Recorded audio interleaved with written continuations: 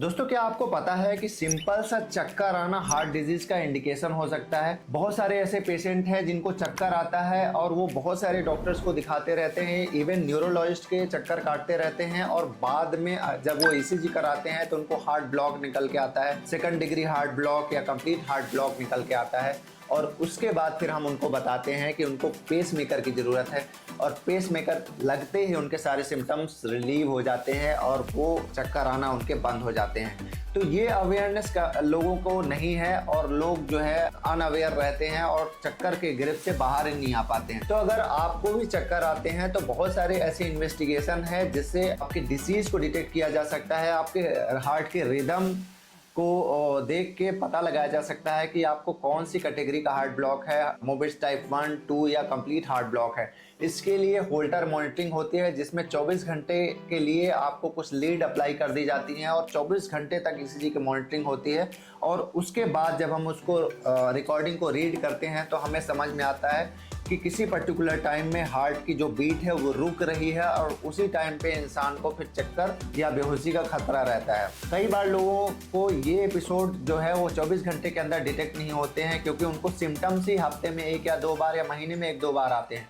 तो उनके लिए न्यू डिवाइस आई है जिसको हम एक्सटर्नल लूप रिकॉर्डर बोलते हैं। वो 3 दिन, 7 दिन या महीने भर के लिए शरीर में अप्लाई कर दी जाती है और वो कंटिन्यूसली हार्ट रिदम को मॉनिटर करता है। आपको पता भी नहीं चलता, आप अपनी एक्टिविटी करते रहते हैं और वो डिवाइस आपके रिदम को मॉनिटर करती रहती है और बाद में उसकी रिकॉर्डिंग को हम देख के डायग्नोसिस बना पाते हैं कि आपको कौन सी लेवल का हार्ट ब्लॉक है और उसके अकॉर्डिंग कौन सी डिवाइस आपको लगानी चाहिए वो हम डिसाइड करते हैं।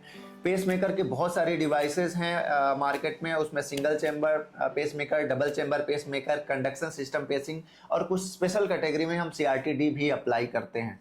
सबसे अच्छा पेसमेकर जो होता है वो है कंडक्शन सिस्टम पेसिंग। उसमें जो लीड, जो वेंट्रिकुलर लीड है वो कंडक्शन सिस्टम में अप्लाई कर दी जाती है स्क्रू के माध्यम से, जिससे कि आपका हार्ट ऑलमोस्ट नॉर्मल तरीके से धड़कता है। उसके बाद जो उसे लोअर कैटेगरी का पेसमेकर है डबल चैम्बर पेसमेकर, वो भी अच्छा पेसमेकर है लेकिन उसमें कंडक्शन सिस्टम में बेसिकली लीड स्क्रू नहीं होती है, जिसके कारण फ्यूचर में कुछ केसेस में हार्ट फेल्योर का खतरा बना रहता है। और उसके बाद लास्ट में आता है single chamber pacemaker. Single chamber pacemaker हमेशा उन्हीं पेशेंट में अप्लाई करना चाहिए जिनको या तो एट्रियल फिब्रिलेशन है या उनकी जो लॉन्जेविटी है हम प्रेडिक्ट कर रहे हैं वो बहुत कम है, जैसे ओल्ड एज है या उनको बहुत सारी डिसीजेज हैं, क्रोनिक डिसीजेज हैं और हमें लगता है कि उनकी जो लॉन्जेविटी है वो काफ़ी कम है, उनमें हम सिंगल चैम्बर पेसमेकर का यूज़ कर सकते हैं।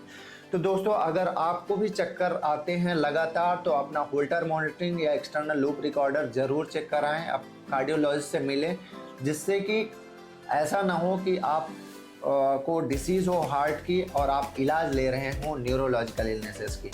तो दोस्तों, सावधान रहें, सतर्क रहें, अपनी बीमारी को समझें और अपने डॉक्टर से डिस्कस करके प्रॉपर ट्रीटमेंट लें। दोस्तों, हमें कमेंट में बताएं क्या ऐसा आपके साथ या आपके किसी रिलेटिव के साथ हुआ है क्या कि चक्कर आ रहा हो और वो लंबे समय तक न्यूरोलॉजिकल दवाइयाँ ले रहे हों लेकिन बाद में निकल के आया हो हार्ट डिजीज़। दोस्तों, इसी तरह की इन्फॉर्मेटिव वीडियोज़ के लिए हमें सब्सक्राइब कर लें। मिलते हैं नेक्स्ट वीडियो में। नमस्कार।